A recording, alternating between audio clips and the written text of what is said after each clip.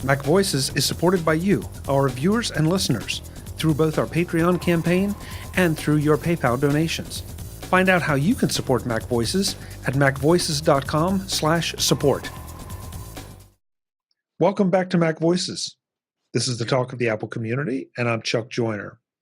Folks, this is another Road to Macstock show. We're trying to get everybody in as early as we can this year to make sure you know everything that will be happening at Macstock, or at least as much as Mike Potter will let us tell you. But I want to make sure that you know some of the presenters. You get to see these people and get a feel for them before you get to Macstock. Now, our guest today, you may already have a feel for him because he is one half of the Mac Power Users Dynamic Duo. And for his first time on MacVoices, I want to welcome Stephen Hackett.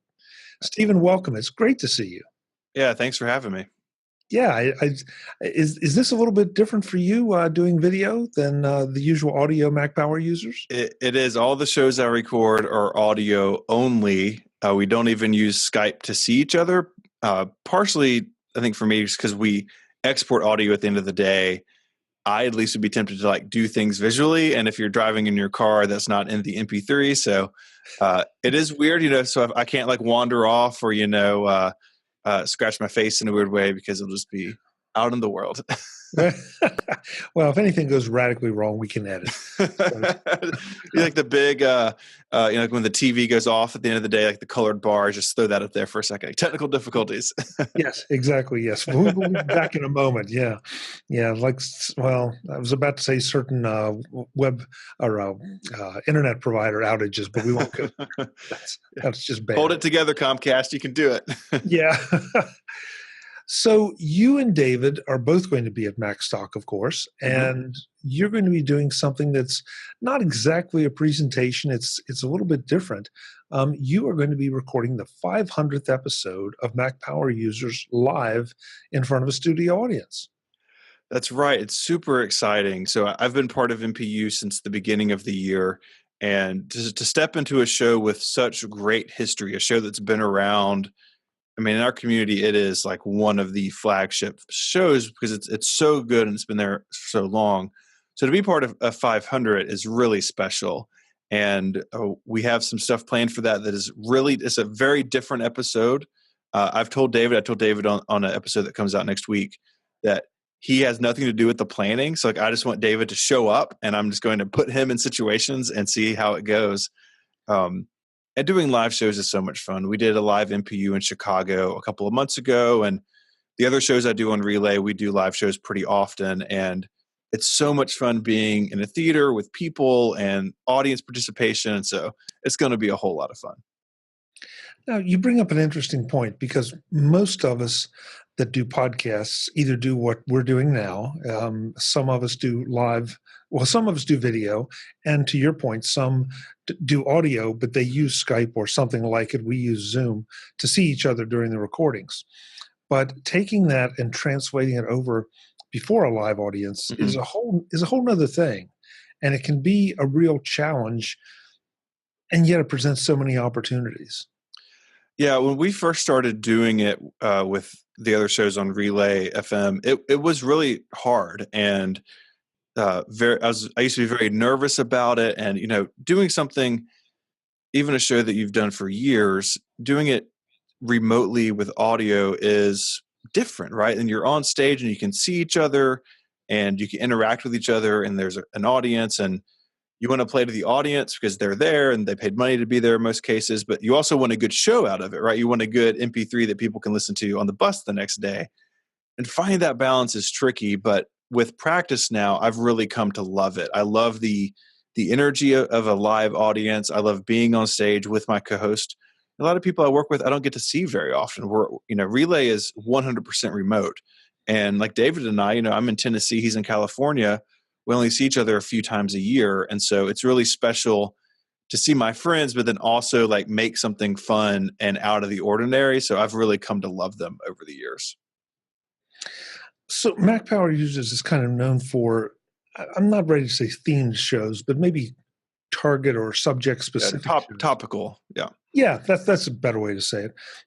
Is this going to be a topical kind of thing, or is this going to be a lot more playing to the audience and playing off the live interaction between you and David?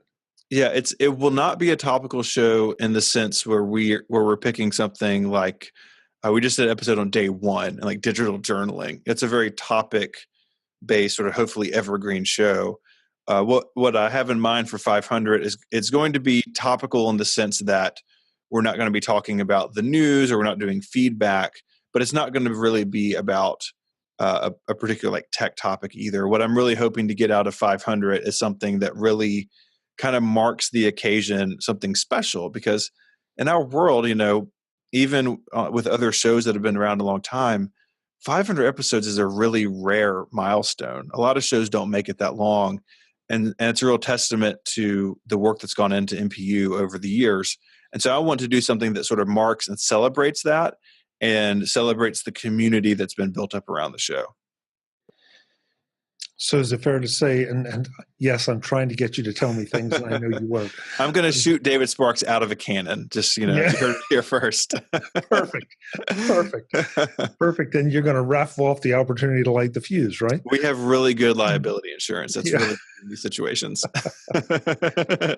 No, is it fair to expect some requests for audience participation? Maybe. Well, we will see. I don't want to commit to anything, but I will say this.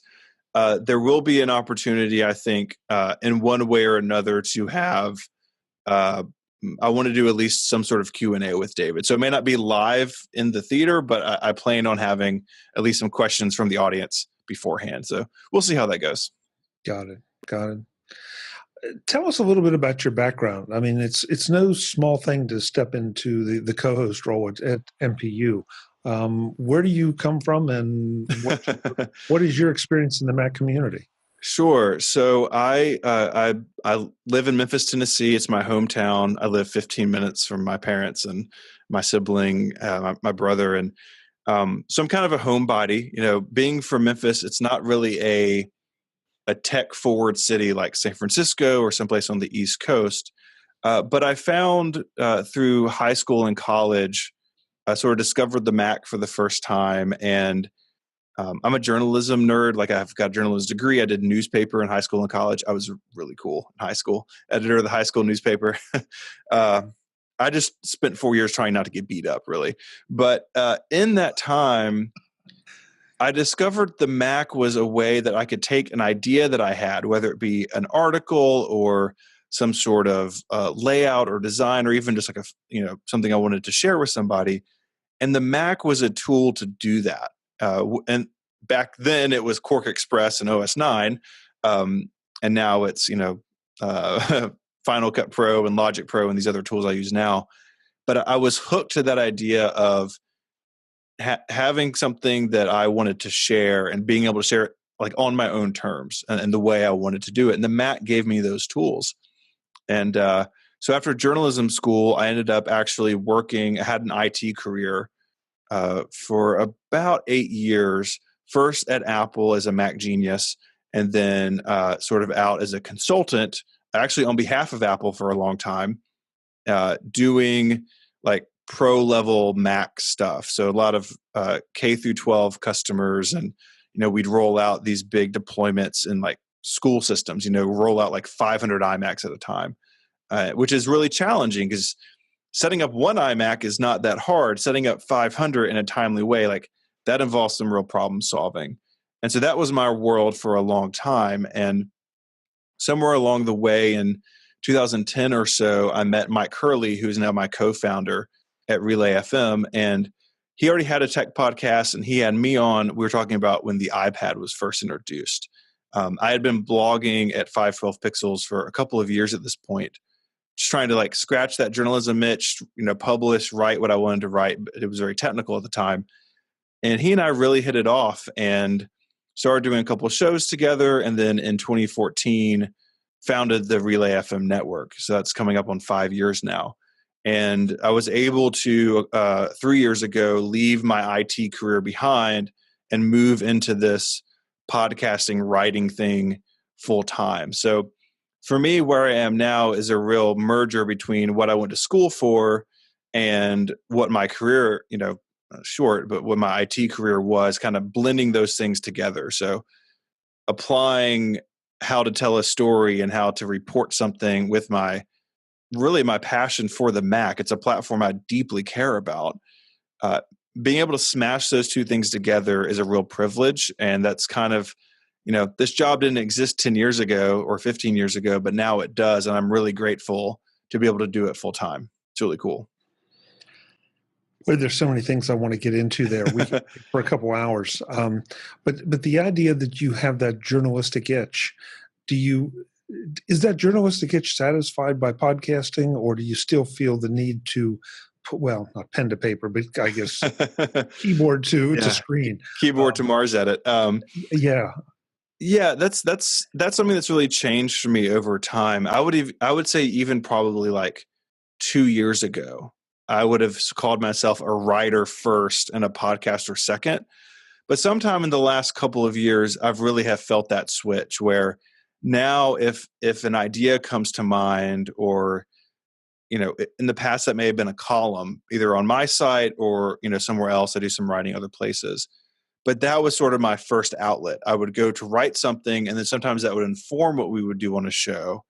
But really the last couple of years, I've really felt that shift just in my own mind where if I have an idea or I want to share something, I first think, okay, what show does it go on? Is it a Mac Power Users thing, or does it go on Connected or someplace else? Or like I will still write it if that's the best way to do it. Or something like I spend a lot of time with like Apple and Mac history, and all my co-hosts have banned me from talking about that on podcasts because I could just run away and talk about Performance for 4 hours. And so that has really kind of taken over the writing, having an idea and figuring out what's the best format for it. Where in the past I would have defaulted to writing something. Now I really feel like that's changed for whatever reason. I ask because it's a question that I have at times. There are issues that come up that I start to do a blog post, and it's one of the reasons that my blog is kind of pathetic, because I start doing it, and then I think, this would be a lot more interesting as a discussion. Sure. And so you get 2 or 3 people together and kick it around and turn it into a podcast. Yeah. And so as a result, I seldom post things that that I feel, because I think they end up being better as a discussion, and it challenges my ideas or my perceptions about whatever it is that right. and so I'm put in the position of defending it, defending my position, or having to re-examine it, which both of those I think are very healthy. Absolutely, and that used to take place a lot more in blogging. I've been writing 512 Pixels now for almost 11 years. And in those early days, I could write something and somebody like Marco or Jim Dalrymple or somebody would pick it up, link to it, agree or disagree with me. And then the next day I would write a piece, and we'd have this back and forth via our blogs. And that does still happen, but not nearly to the extent that it used to. And you're totally right. When an idea enters into a conversation, the idea to me comes alive. And so often on the shows that I do, I go into it with an opinion, and it's not that I change my mind every time, but at the very least, I understand the other points of view that I don't hold. And I may not agree with them, but I can understand how people got there. And I think that's why podcasts are so popular, especially in our sort of Mac design kind of nerd community, because we really value ideas and we value debate about ideas. And when something like Mac Power Users, Dave and I have been doing it since January together, but another show, More Connected, we've been doing that now for 6 years together. And we can enter into the arena of the podcast and disagree and change each other's minds. But as a listener listening to that all the time, week after week, the same hosts, it really provides opportunity for relationship with hosts. And audio is kind of uniquely suited to that, I think, because it's long form and you can listen to people that you're familiar with. And, sometimes I listen to shows like, say, the Accidental Tech podcast. I'm actually wearing their t-shirt right now, but something like that, I could see a topic come up to them and I can kind of guess, like, this is where Casey's going to think, This is what Marco's going to think, and John's going to come in and correct them both, or whatever it may be. And I know that because I know them as a listener, and that really makes podcasting special. And again, that's something blogs used to enjoy, but I think that's faded a lot in on the writing side of things over the years. Do you think it's faded, or do you think it's because there at one point there were so many blogs out there that it just was almost impossible to keep up? Yeah, it's. I don't think those things are mutually exclusive. I think there were, especially like when I started, there were a lot of blogs in our space about Apple and the Mac, and then iOS when it came along, and a lot of those have gone by the wayside over the years. But whether that's a problem if there were too many, there's also the problem of like you just can't make money as like an independent blogger. You can, but it's way more difficult than it used to be. And you're very lucky if you can. And I think all of that has sort of piled on. And I think, that's sort of leaving off the table the conversation of like a lot of these things that, and I do this, I feel this. Something that I would have written a blog post about 5 years ago, 6 years ago, now I may just put in a couple of tweets and move on. And I don't like that. I'm trying to actively change that about the way that I think and work. But social media has taken a lot of the air out of that room too, I'm afraid. Interesting perspective.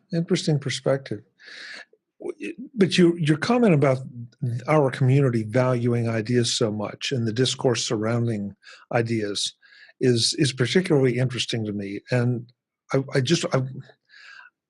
I'm part of other communities, or at least I feel like I'm part of other communities, and it doesn't seem that they are quite as thoughtful and willing to debate, but at the same time keep an open mind on things. Sure.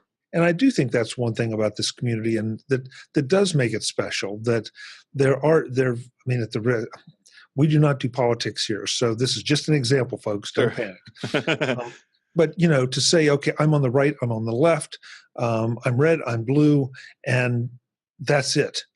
Mm-hmm. This community doesn't do that. In fact, some of my favorite episodes are things where we argue over the rights and wrongs of corporate behavior. Right. Because I see things one way, some of my good, well-respected friends see it the other way, and we can have that discourse. And at the end of the day, we're still friends, and we laugh about each other's views. Yeah. That's a good thing. That's a very healthy thing. Or, something really important, like what side of the screen your dot goes on, right? Like that's the holy wars of the Mac community. It goes on the right side, by the way. Please don't email me about that. But I think you're right. And I think that's because, especially like the Mac community, that's really been people who've been in the community for a long time who, and I'm on the younger end of this spectrum probably, who remember when like using a Mac meant you were kind of a weirdo, right? Like you had to really be the Mac faithful. Like that term really was real for a long time. And now it's different. They sell many more of them. And I really came in at the tail end of that sort of old era and grew up in the new, but I identify with that previous era more, I think. And because people really cared about this platform, whether because it made their job easier or even possible. You think about desktop publishing and automation, all these things that were really the Mac stronghold in the dark days. People really kind of banded together to figure out how to make this machine on their desk be more efficient and be more beneficial to them. And in the old days, that happened on email lists and forums, and now it happens in social media and podcasts. But I think that thread goes all the way through of like, we're just trying to be a little bit better with the technology we have at our fingertips. And even today, as popular as the Mac is, it's not the default choice for the wide world. Like we like to think it is, and the Mac is more popular than ever, but it is still a minority in terms of market share out in the world. And so there is still sort of that vibe of like, hey, we choose to use this. We choose not to go to the mainstream. We choose to be here. And the people who are really into that, I think, kind of have that shared baseline of things to communicate about. And the rest of the stuff, we can kind of leave at the door and, talk about the pros and cons of whatever's going on with the Mac or these other companies. I agree with you. But you're right. I think it is still there. I mean, I think there is still a certain camaraderie that a lot of us feel, and not everybody. At one point, I think it was probably fair to say that just about everybody that used a Mac had that sense of camaraderie. Mhm. I don't think that everybody does, but still a high percentage of people do, I think so. because the Windows world is out there, and Mhm. that's a whole subject that we could do 5 shows on. The superiority of the Mac, and I mean the objective superiority, Yeah. from my perspective, and hopefully from yours. But Oh, yeah. yeah, it too, is what I don't know. Are there PC podcasts? There are. Are there? I can't They're find one. not. There's not as many, and really the ones that do well are sort of general tech. Something like This Week in Tech that Leo does, hugely popular show. But they're covering all the companies, right? That when you talk about, is there a show that just covers Windows? Well, that list gets a lot shorter, and there's some of that going on YouTube at a very high success rate. I mean, you really look at enthusiast PC users and builders and gamers. A lot of that content is on YouTube now, with channels like Linus Tech Tips and others who are really diving into that stuff with the same passion and depth and breadth that we go into the Apple stuff. For some reason, that's kind of ended up on YouTube more, I think, than maybe our side of the coin has. For whatever reason, I don't know why that is, but I kind of feel like that's how that's sorted out. It's not to say there's not really great Apple-focused content on YouTube. There are a ton of great people doing really good stuff on YouTube in the Apple camp, but there's also a ton of stuff, especially on the enthusiast market for the PC side as well. But I feel like, by the way, I'm not arguing with you. I'm really curious. My perception is, though, those are the PC geeks, Mm-hmm. the way that there used to be real Mac geeks, as opposed Yeah. to what you were describing earlier. People, the more mainstream Mac user, if you will, who's just trying to get better with his Mm-hmm. machine and doesn't delight in ripping it apart. And Right. you can't rip them apart anymore. Yeah. Well, yeah. Fix that. But All the idea glued that, shut now. yeah, but the idea that, okay, this Mhm. video card's better than that video card, and we're going to Right. swap processors and overclock the chip. Mm-hmm. It's a different kind of thing. It is, and there's a little crossover, like you saying that. Like, I'd love to do all that stuff to a theoretical Mac Pro. Don't get me wrong, but I think too, because Windows is so much bigger, I can't help but think that a large part of that user base, they just use it because it is the default, right? It's what they got at work, so that's what they get at home, and they don't have the level of enthusiasm that a lot of us do for our platform, the Mac. And so it may be that there is sort of this silent majority, if you will, of PC users who just aren't enthusiastic about it. It's just a tool for them. And sort of at the fringes, you have like the enthusiast PC user, and maybe the Mac user base tends to be more enthusiastic on the whole. Maybe if you put those into like percentage charts, maybe more Mac users are enthusiasts than PC users are on their side. And it's kind of interesting. It's an interesting thing to think about. Yeah. Well, and doing something like Mac Power users, I mean, you guys are, by the nature, targeting the people who want to do more with their machines and want to dig a little deeper Mm-hmm. into journaling or whatever the topic is. I just finished editing an episode that'll come out next week about the Finder. We talked about the Finder for 90 minutes. Like that's about as nerdy as it can get. And there are a lot of people who, again, they use these tools every day. And if they can pick up some stuff along the way to make it more efficient, to make the computer work more for them, which is an idea that we really talk a lot about on MPU, is you have these really powerful devices, not just the Mac, but iOS as well. They should be able to do things for you as a user. You have all this processing power, all of this potential, and squeezing all the potential out through not only apps, but through automation, through scripting, through all these other tools. That makes it so the computer is doing work for us, and we can go about doing what we're best at, being creative or being a business person, or what's most important to me is at the end of the day, being able to turn the technology off and go be with people who in my life who I care about and do the things I want to do outside of this. And if we can help people do that along the way, then it means the world to David and I. You have a life outside of this? It's weird. I know you would think a lot of my time is spent out here in the studio, but for me, especially someone who's self-employed, if I can make my technology more efficient, then it does mean that I can, one of the things of being self-employed was I want to spend more time with my family. And if I can make my technology help me in that, then that's a huge win. Yeah, agreed. I do spend a lot of time in the studio, though. Point taken.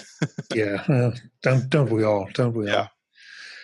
Well, I'm looking forward to seeing what kind of surprises you're going to spring on us at Macstock. I think this was such a fantastic idea to take a 500th episode show and do it as a celebration and do it in front of a bunch of people that are really going to truly appreciate both 500 episodes and the topic at hand. Yeah, I'm really excited about it, and David had this was in the works before I joined the show, and I was on board instantly. Macstock, it'll be my first time there, but David's spoken about to me for years, as have other people, and it seems to embody the spirit that Macworld Expo used to have, before it went away. And I do WWDC every year. This will be, I think, my 6th or 7th time out there. That's a very different thing. It's mostly developers, and it's really crowded, and there are enthusiasts there, but it's a very different vibe than Macworld had. And so I'm excited to kind of be in a place where it is just about, hey, we're excited about this. And, it'll be post WWDC, so there'll be lots of things to debate and talk about, I'm sure, in between sessions and, after hours and all that stuff. So it'll be a lot of fun to nerd out for a weekend. Yeah, it's one of my favorite weekends of the year because you see old friends, you meet new friends, and you have something in common with every single person there automatically. Yeah. So it's just a win-win across the board. Yeah, I'm excited. Do you guys have a speaker code for this? That is a good question. I can tell you. I didn't know, since it's not exactly a speaker thing. Yeah, if we do, I would imagine it's Mac power users, all spelled out, but I'm not positive, to be honest with you. I'll double check, and folks, okay. I'll put it in the show notes, and Perfect. I'll drop it in lower thirds if I can get it. And of course, mine is MacVoices, and I keep saying this. I really don't care whose code you use. Just make sure you get to Macstock. And see Steven, see me, see David shot out of a cannon, and because we're going to have a great time there, no question about it. Yeah, you bet. Steven, it's a pleasure to get you on the show and to meet you, and I'll look forward to shaking hands in Woodstock, Illinois in July. It's coming up quick. It is. I wish it didn't move quite so fast, because then it goes through fast, and then we have to wait another year to do it again. That's how it goes. Oh, yeah. Folks, I'm Chuck Joyner. This is MacVoices. We'll be back with more on the road to Macstock. But again, Macstock 2019. Join us in Woodstock, Illinois. We're going to have a blast. We want you there. Until the next time, thanks for watching. Visit MacVoices.com for show notes and to connect with Chuck on social media. Get involved in our Facebook group or like our Facebook page, and get more out of your Apple tech with MacVoices Magazine, free on Flipboard and on the web. And if you find value in it all, consider supporting us through either our Patreon campaign at patreon.com/MacVoices or by making a one-time donation via the PayPal link on our front page and in the show notes of each episode. You will join these fine people who help bring you MacVoices.